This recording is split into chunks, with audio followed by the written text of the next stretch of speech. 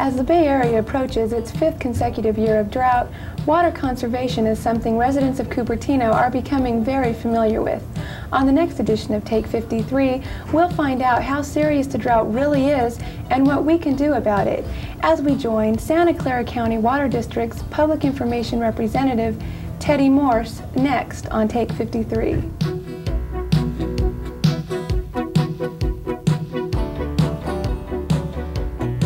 Row, row, row your boat gently down the stream. The word stream. Now, why can't you sing the word stream? Water conservation. Water conservation. If we don't start saving water now, we'll be up the creek and there won't be any water. And That's then where will we right. be? You know, Tommy's right. His concern about water conservation is right on target. We need to plan to use our water wisely. Now, we haven't missed the boat yet, but all of Santa Clara Valley needs to pull together. This message is brought to you by the Santa Clara Valley Water District. So save it. Yeah. Yeah. Conserve it. Conserve it. Mommy, earthquake! No, not the doorway. Under here. Come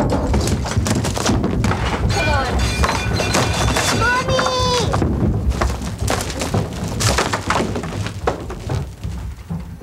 You okay? Uh-huh, and baby too. Yeah. Everybody's okay. Remember, duck, cover, and hold.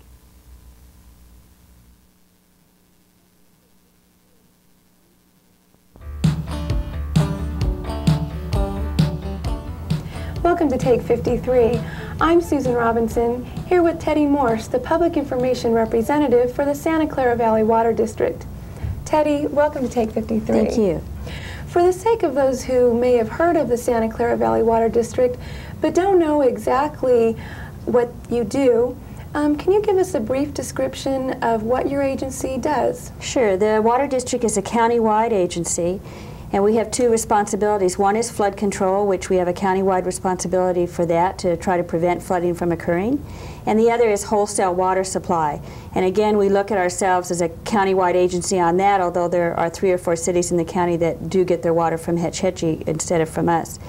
We're a public agency established by a state legislative act, sort of like a school district. Oh. And we have an elected board of directors, 7 members.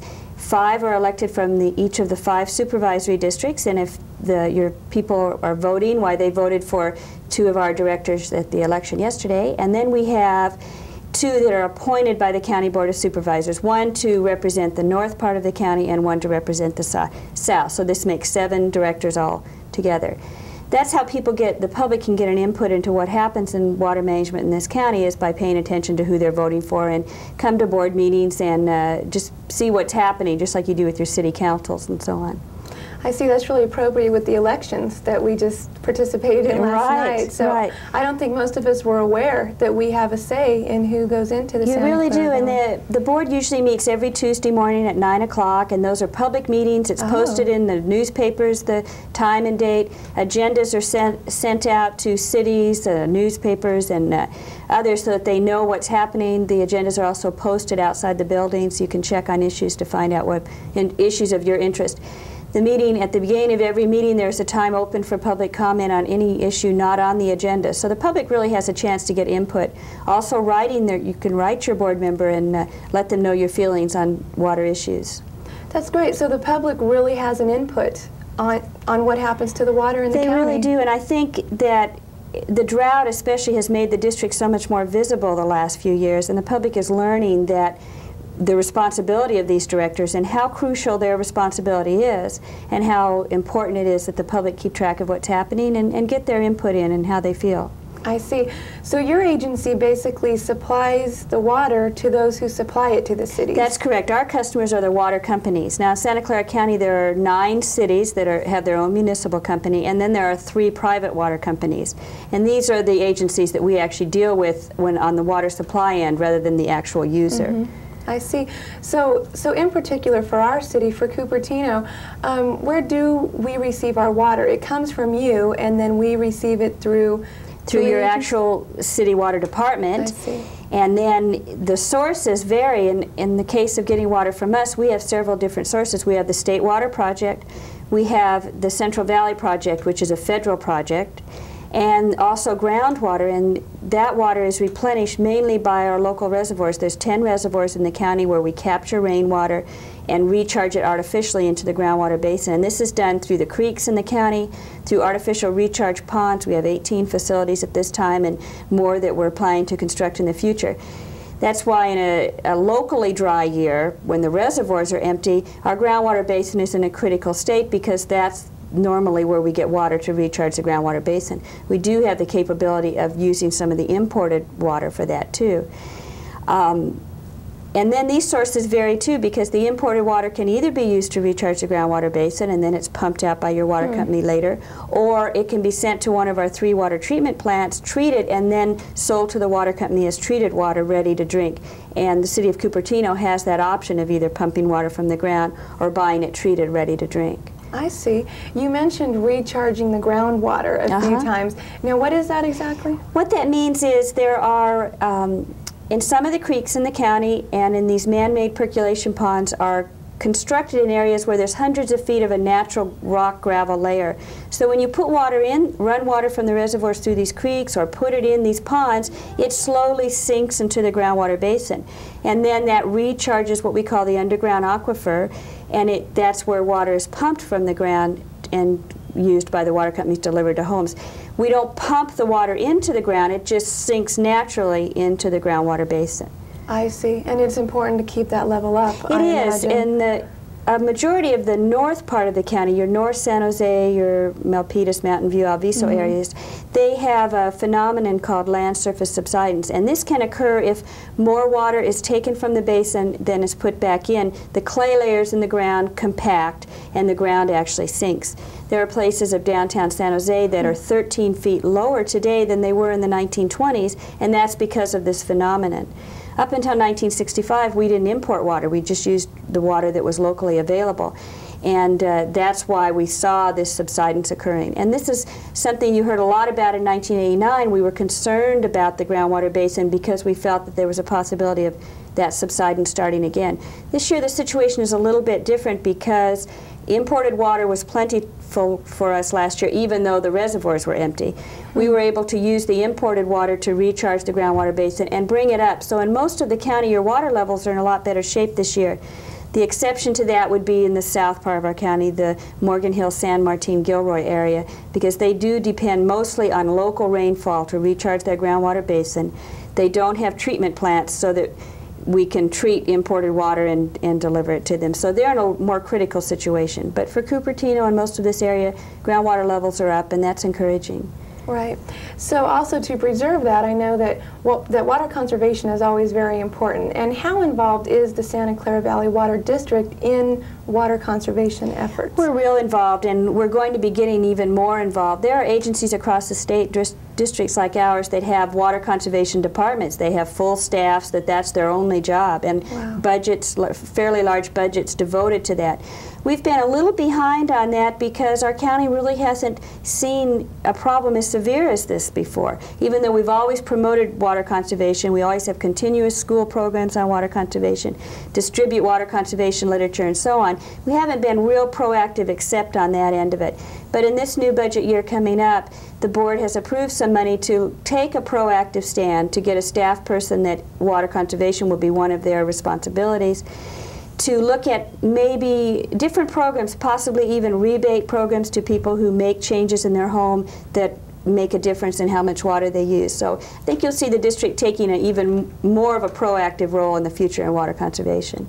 Great. I know we recently had a Water Awareness Month, and that's one of those methods. It is. It comes every May. Before it's been just for the first week of May, but this year it was all month. It's a statewide campaign, and water agencies across the state and water retailers such as the City of Cupertino and San Jose Water Company and so on get involved. This year we really got involved with the elementary schools and had a poster contest and assemblies all the first week of May at elementary schools. And we feel if you reach the kids, you reach the parents, because they're great little naggers, and they like projects. Your water conservation is a real good project for them. They really latch onto that and start paying attention to what's happening. So we've always spent a lot of our efforts on water conservation with school children. That's great. I know our city was also involved in the poster contest, and that's a lot of fun for the kids. And then they bring that home, and just like you said. It is, yeah. But it's time for us to wrap up the first segment. But when we return to Take 53, Teddy will answer more of our questions and concerns about the drought.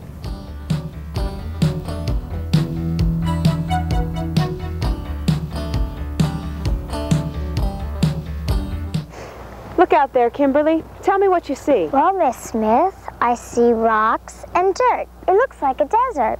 It's called a reservoir, Kimberly. Years ago, it used to be filled with water. How come it's empty now? Because we've had 3 years of dry weather. That's why it's so important to cut back on water use. Wow, I'm gonna go home and tell my parents to save water. Santa Clara County is in a real drought, so please save water, indoors and outdoors. Have you noticed? There's been a drought, and record heat waves have been reported. What's happening?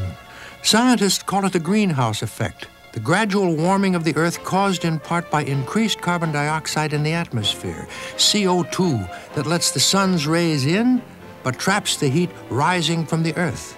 This is Eddie Albert. I urge you to fight the greenhouse effect by planting trees. Our free booklet, Conservation Trees, will show you how. And welcome back to Take 53. I'm Susan Robinson here with Teddy Morse of the Santa Clara Valley Water District. And now for the big question. How serious would you say the drought is, and can we expect this to be an ongoing thing? I think to some degree it's going to be ongoing because of the population of our county. That isn't stopping, so we are going to have some problems. And one of the campaign slogans we're using this year is the new California lifestyle, save water, the new California lifestyle. And that's true. It has to be something that we take on forever. Sort of like the energy crisis in the 70s, we learned new habits, and that's what we need to do with water conservation. In our county, it's serious as far as our supplies, because when you look at our reservoirs without local rainfall, they're empty, and they're not going to fill again until we have rain. And we do sort of a constant water transfer with these reservoirs. They fill in the winter, spring and summer we let the water out and put it in the groundwater basin. We need to have that rain, and then following winter to fill them again. So without that, have a definite problem. And also our imported sources, we have no control over those. This year we have a 50% cutback on our federal source. And there's nothing we can do. I mean, when they tell us they don't have enough water and they cut us, they cut us. So it's serious, and I think we can easily get through this and get through the future if people just change their water use habits. I see, and we're going to talk more about how they can change their water use habits towards the end. But also, what exactly does cause a drought? Is it simply insufficient rainfall? It's an insufficient amount of supply, which may be, and locally in our case, it's rainfall for our reservoirs, and not really just rainfall, but how the rainfall comes. For instance, the rainfall we had in May really didn't add to our water supply because the hillsides around the reservoirs, which we call watersheds, were dry and they soaked up the rain. To fill reservoirs, you need runoff, which means the hillsides have to be wet so they don't absorb the water and it runs off into the reservoir. So we need not just a certain amount of rain, but a rainfall pattern. Starting in October, constant rain off and on throughout the winter months to fill reservoirs. So that is one matter of source. The other is in the Sierra, where we get our imported water. We need snow, not just snow, not any kind of snow, but wet snow, snow that gives us water content. That's been another problem for the last 4 years. What snow that has been there has been dry snow, and when it melts in the spring, we aren't getting as much water from it as we would from a wet snow. And you'll hear the Department of Water Resources talking about water content measurements, and that's what they're talking about. Is it a dry snow or a wet snow? So there's a lot of variables involved in it, not just a lack of rainfall. I see. That explains why many feel we've really gotten a lot of rain this year and we shouldn't be having a drought. Right. But that explains it, is that it's the pattern of the rainfall and a lot of things. Another question is, does the Water District create and implement the water conservation programs for each city? We don't. We make some suggestions. Our board of directors, for instance, in 1989, drew up a model ordinance, and these are water use restrictions such as not flooding your gutter, having shut-off nozzles on your hose, no daytime watering, these types of things. And we just use that as a model, which we sent out to the cities, suggesting that they may want to enact these various ordinances in their program. But it's really up to each city to decide what they want to do and what they are capable of actually enforcing within their own city.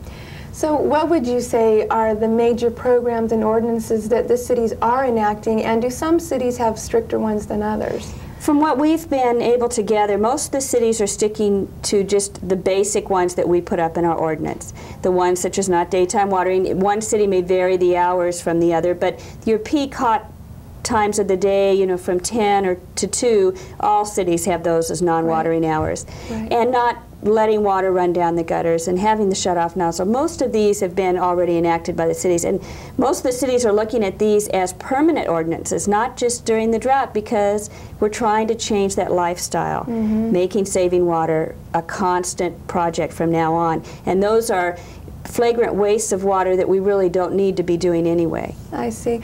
I know some cities like Cupertino are supposed to cut back by 20% and others are 25%. Right. What makes that difference? Is it our source of water? It depends on your source. The Bay Area, San Francisco, for instance, the Hetch Hetchy customers, and the cities in our county who are totally dependent on Hetch Hetchy, Los Altos Hills, Palo Alto, Milpitas, Mountain View, they're looking at 25%, and that's because of their source. Within our county, in the southern part, San Martin, Morgan Hill, Gilroy, the unincorporated areas of that part of the county are looking at 25%, and again, because of their source. Where for the rest of us, our source is a little bit more plentiful because we've got the 3 different sources we can pull from. So, and with our groundwater basin in better shape because people did conserve last year and we were able to recharge it with imported water, we can look at our 20% goal. Great. You mentioned that people really did conserve, and that Right. was the question I had. How cooperative are people being? Is everybody really cutting back, or is use on the rise right now? No, they're really cooperative, and we're using 1987 as a countywide base year, and 1987 was the highest water usage year in Santa Clara County history. It was 393,000 acre-feet. Last year, the use was 313,000 acre-feet. So people really cooperated. And this year, I'm noticing I'm not getting tons of phone calls. People are used to the system. I'm not seeing flagrant water waste as much as before. So I think people are just used to it, and they are starting to change their habits, and that's what we're hoping will happen. Sounds like it's going well, then, It like is. all your programs are working. I think so. Great. Also, which groups use the most water? Is it the residents? Is it, many feel that agriculture use a lot? You know, which businesses or groups When you look use at the a most? county-wide basis, agriculture only uses about 8% of the water in our county. Industry, which would be your Silicon Valley type industries, chip and so on, they use about 15%. Commercial use, which some cities lump apartments in commercial, others just look at shopping centers, those type of industry. They're at about 30%, and residential is 47%. So the largest water use is residential. Naturally, that's who we're going to hit up. The easiest place to cut back is residential, and since they're the largest user, those are the people we try to gear into all the time. I see. So though many people have possibly thought that agriculture is taking all this water, single-family homes or residences actually do use the most. They really are. When you look at a statewide, there's been some figures statewide of agriculture being 85% of the water usage, and that's not really true either, because out of that 85%, there's water released for wildlife, fish and game, natural flow in streams and rivers that have to be done, so that it gets agricultural down in the 30s percentage-wise on a statewide basis. But on a statewide basis, municipal and industrial, which would be residents and business, is 15%. So it is a lot lower. Also, Right. since we're approaching the fire season, and we hear a lot about brush fires and these types of things, how is the drought going to affect that? Do we have enough water to fight those types of things? It is a problem, there's no doubt about it. In 1985, there was, around the July 4th weekend, a terrible fire in the Lexington watershed area. And at that time, Lexington was fairly low, like it is now, and helicopters were having trouble just getting water out of the reservoir to fight the fire. But there's chemicals that they can use now to fight fire in addition to water. And it's my understanding that firefighters all across the state are on alert this year that they do expect to have more fires. It's scary. So with chemicals and everything, we will probably have I think enough. they can be fought, right. I see. Right. Now, how does the situation with our neighbor to the south, Southern California, how does their situation affect our situation? I hear they're also having a problem with their water. Okay, they have, again, drought is a result of sources, and they have different sources of water than we do. Their main source of supply is the Colorado River, which has been very plentiful for them for years. They do get some project water like we do from the same source, but we have a contract amount, so they're not taking, you know, we get a certain amount, they're not taking our amount. But for the first time, they're looking at some mandatory programs, and I was just at a conference there last week, and everyone there is talking about the changes in Southern California, and they're doing big advertising campaigns trying to get people to conserve. If we hadn't gone into a 4-year drought in this county, I don't think it would be a big thing for us. I mean, 82, 83, 84, we had flooding in the county. We even had flooding in 1986. So you don't think too much about water conservation until you go through a period of several years of dry weather. So now that they're starting to go through that, I'm sure they're going to be looking at, and I already know they are looking at changing their lifestyle to meet the reduced water supply that they're going to be receiving too. So it's just taking them a little bit longer, and again, that's because of their sources. As long as the water's available, you're not looking at conservation as strongly as you are when it isn't available. I see. So they haven't had any programs in the past like the Bay Area They've has? had programs ongoing like we've always had, you know, educational programs through the schools and water conservation literature available, but they haven't pushed it on a proactive basis, which we hadn't done before either. You really get out there and campaign for water conservation, hire a PR firm to do advertising for you and so on. So they're just beginning those steps, and I foresee this to be a statewide change of attitude. Again, I keep relating this to the energy crisis in the 70s, but that was a statewide issue and everyone in the state was affected, and the lack of water is going to be a statewide issue. We're finding it more and more this year, and everyone's affected, so the changes in lifestyle are going to have to be statewide. I see. So soon it will cover all of California, It not sure just will. Northern California. No doubt about it. Well, we need to take our second break, but when we return, we'll find out about how each of us can save water in our homes.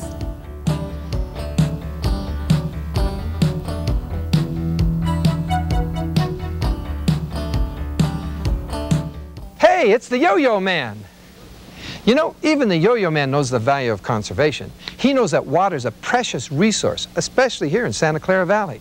You know, simple things like running the tap when you brush your teeth or watering your lawn in the middle of the day. It's just like the Yo-Yo Man when he leaves the yo-yo spin too long. He can't finish his trick, but you run out of water. Saving water, part of the new California lifestyle. This message is brought to you by the Santa Clara Valley Water District.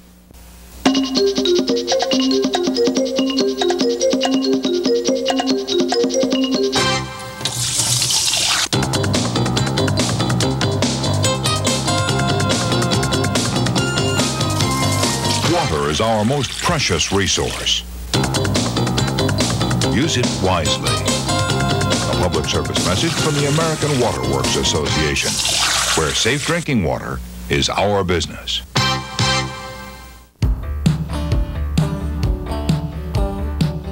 And we're back on Take 53. I'm Susan Robinson here with Teddy Morse, Public Information Representative for the Santa Clara Valley Water District. What are some techniques or some innovative ideas for saving water in the home? They're the common things: flow restrictors in your shower, either a low flow toilet, which is, there's a big talk about that, and some states actually have mandated these 1.6 ultra low flush toilets in new construction. And there is a bill before the legislature in the state of California to do that, so I think that's something in the future that will be happening. But you can put water bags or dams in your present toilet, you know, to restrict the flow of that. Just common watching how you use it, not leaving the tap run when you brush your teeth and these type of things, making sure you're doing full loads in the washing machine and dishwasher, those types of things. But in a drought, especially the last couple of years when we've really been pushing hard, we're finding that people are going beyond these everyday things that should be in your life from now on and taking some extra measures. For instance, there are devices you can put on your plumbing, a plumber can put on, that will keep your water, your hot water circulating, so that when you turn on the water, it's instantly hot.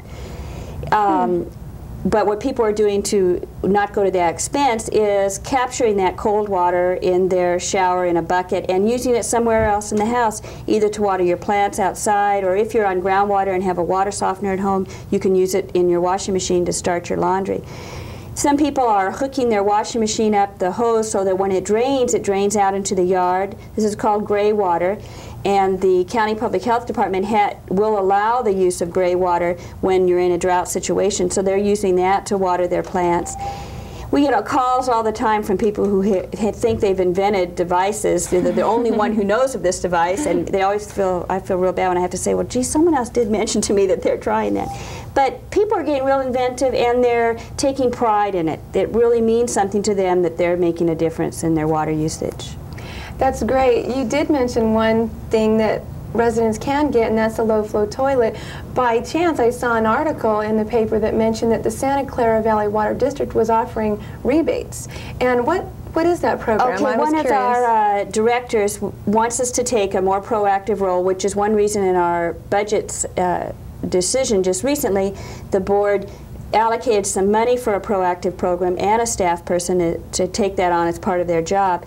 And what we're looking at is rebates to people. We don't know if it will be for low-flow toilets. That was what one director thought was the best way. But what they've asked staff to do, the board has, is investigate what is a good way. What's the best way, way to save water and get the most for our money, and should we have a rebate program for people? Should we look at maybe doing landscape water audits in people's homes to see how we can help them save water outdoors? What should we do? So at least some money's been budgeted for that, and we will be hiring someone to work on water conservation, and we'll be looking at in the future, if not the low-flow toilets, at least some kind of a proactive role in encouraging water conservation. Well, I thought it was great. It said that for those residents who install a low-flow toilet that they would get a $100 rebate. So is that actually in effect now? It's not in effect. It was just a suggestion, and we still don't know if that's the route we'll take. What the board wants us to look at is what's the best way to use our money to help people save water. I see. Okay, I thought that was an exciting one. Yeah. What about other long-term solutions such as